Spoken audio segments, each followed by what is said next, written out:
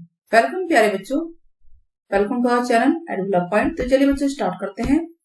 Worksheet number 35 mathematics class 7 के लिए है प्रैक्टिकल ज्योमेट्री। चलिए रिकॉल करते हैं। हमने पहले पढ़ा था कि एक ट्रायंगल का कंस्ट्रक्शन तभी हो सकता है जब इन चार में से कोई ऑप्शन होना चाहिए, या तो तीनों साइड दी हुई होगी या दो साइड और उनके बीच का एंगल। फॉर एग्जाम्पल दो साइड ये हो गई और इनके बीच का एंगल ये होगा, ये दिया होगा। थर्ड पॉइंट क्या है कि दो एंगल दिए होंगे और एक साइड दी होगी, तो ये साइड है और ये साइड दोनों एंगल के बीच में आती है, यानी ये दोनों एंगल दिए होंगे, तब हमारा पॉसिबल है ट्रायंगल बनना। ये सीधा जाके ऐसे बन सकता है।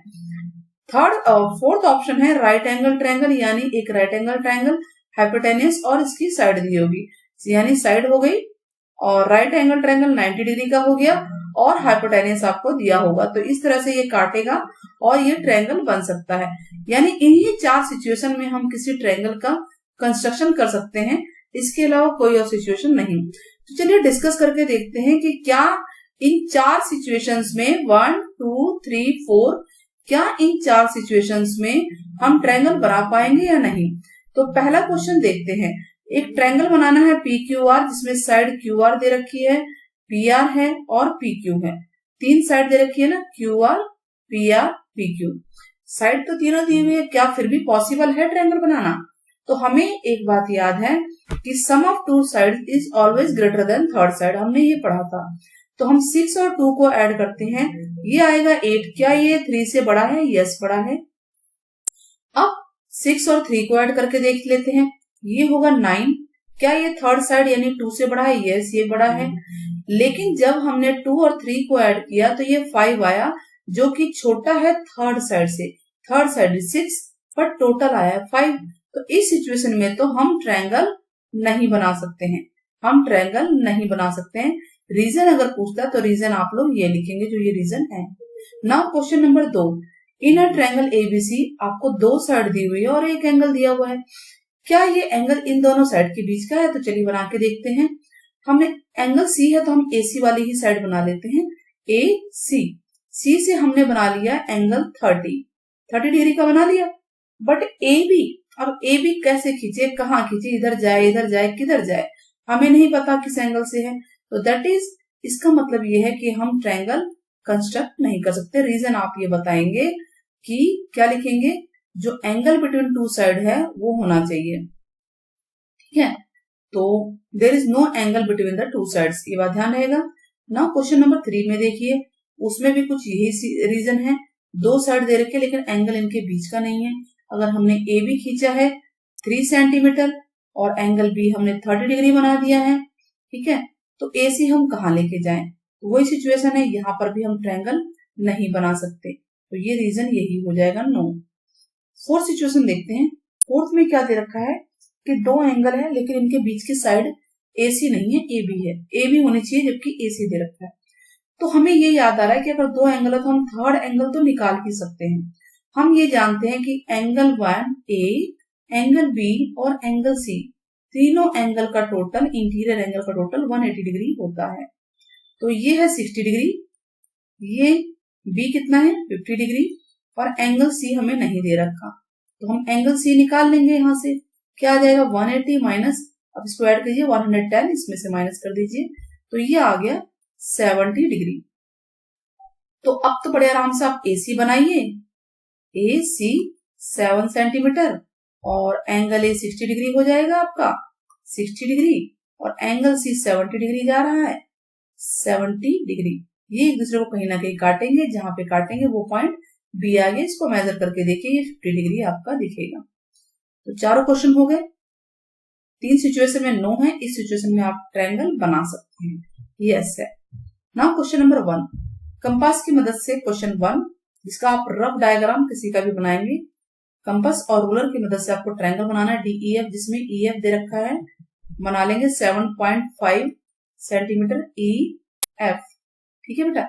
और एंगल F होगा 60 डिग्री समथिंग, 5 तक कट रहा होगा ऐसे कुछ, यहाँ पे पॉइंट डी आ जाएगा और इसको इससे हम मिला देंगे, ये 60 डिग्री होगा और ये 5 सेंटीमीटर होगा। अब इसको हम फिगर बना के देखते हैं। तो सबसे पहले हमने क्या किया था, सबसे पहले हमने एक लाइन सेगमेंट EF खींचा था 7.5, तो ये लाइन सेगमेंट EF हो गया 7.5। हम इसको लिख देंगे, क्वेश्चन 1 ही चल रहा है, ध्यान देना है। EF 7.5 centimetre. अब F से हम कंपास को थोड़ा सा खोलेंगे और यहां से ये आर्क लगाएंगे, नाम दे दीजिए X।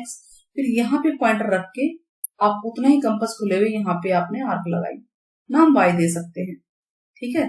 और अब क्या करेंगे, हम इस पॉइंट से एक रे खींच देंगे इस तरह से, ठीक है। इस तरह से ये एक रे खींच जाएगी, मान लीजिए ये रे खींच गई। तो इसको थोड़ा सा ध्यान दीजिएगा, ये पेंसिल से आपको बनाना है, तो पेंसिल से जब बनाएंगे तो आपका ये पॉइंट बिल्कुल ठीक बनेगा। ये आपका जुड़ गया, ठीक है। 60 डिग्री होना चाहिए ये, 60 डिग्री। अब क्या करेंगे, प्रकार को 5 सेंटीमीटर खोल के यहाँ पे पॉइंटर रख के, पॉइंटर यहाँ पे है और पेंसिल से आप ऐसे आर्क लगाएंगे 5 सेंटीमीटर की। तो ये जो पॉइंट आया होगा आपका D आया होगा। अब इसका कुछ भी नाम दीजिए, हमें कोई उससे कोई दिक्कत नहीं है, ठीक है, कोई भी नाम दे सकते हैं। और आप पेंसिल से अब इसको इससे मिला देंगे, ज्वाइन करेंगे। पेंसिल का ही यूज करना है, पेन का यूज नहीं करना। जैसे जैसे हमने बनाया है वैसे वैसे स्टेप्स आप लिख लेंगे। ये बन गया triangle DEF। Question number 2, question number 2 का रफ डायग्राम हम यहाँ पे बनाते हैं। कह रहा है कि एक लाइन लेनी है PQ, ले ली PQ, ठीक है। आप यहाँ पे कहीं भी एक पॉइंट मान लीजिएगा A, यहां से आर्क लगा के, तो फिर ये आर्क से ऐसे काट के आप यहाँ पे कोई पॉइंट लेके R लेना है, आउटसाइड एक पॉइंट बोल रहा है ना। अब इस R से इसके पैरेलल PQ के पैरेलल एक लाइन खींचनी है, तो बिल्कुल उतना ही प्रकार खुला होना चाहिए। और एक पॉइंट की नोक यहाँ रखनी है, पेंसिल से आप आर्क लगाएंगे, फिर यहाँ लगाएंगे और इसको मिला देंगे। तो हम इसका नाम जो भी दे दीजिए, L या M दे दीजिए, ये LM इसके पैरेलल होगा। तो चलिए स्टार्ट करें, ठीक है जी, स्टार्ट करते हैं हम लोग, ठीक है। तो सबसे पहले हमने क्या खींचना है, एक लाइन खींचनी है। ये हमने एक लाइन खींच ली, ड्रॉ कर ली। तो वी ड्रॉ अ लाइन, उसका नाम है PQ। Take a point A on this and we make, arc बना देंगे, X नाम दे दीजिए, फिर यहाँ X पर रख के आर्क काटिए, इसका Y नाम दे दीजिए चाहे तो। और ऐसे आप इसको P, मान लीजिए P यहाँ पॉइंट है, P नहीं R तक पहुंचा दीजिए। फिर R पे रख के उतना ही प्रकार खुला होना चाहिए, बंद नहीं करना है।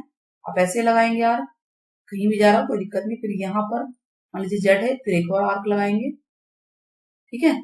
अब क्या करेंगे, इस R से होती हुई लाइन आप खींच देंगे, इस आर्क से भी जाए और R से भी होती हुई जाएगी। इस तरह से वो लाइन आपकी चली जाएगी। ध्यान से रखना, ये पैरेलल होनी चाहिए। नाम इसका आप जो भी दीजिए, जैसे W, तो इसका नाम आप L और M दे सकते हैं, या कैपिटल L कैपिटल M। हम ये कह सकते हैं कि LM पैरेलल है PQ के। क्लियर हो गया? आई होप आपको वीडियो समझ में आई होगी, पसंद आई तो चैनल को सब्सक्राइब करना ना भूलें, साथ ही वीडियो को ज्यादा से ज्यादा शेयर कीजिए।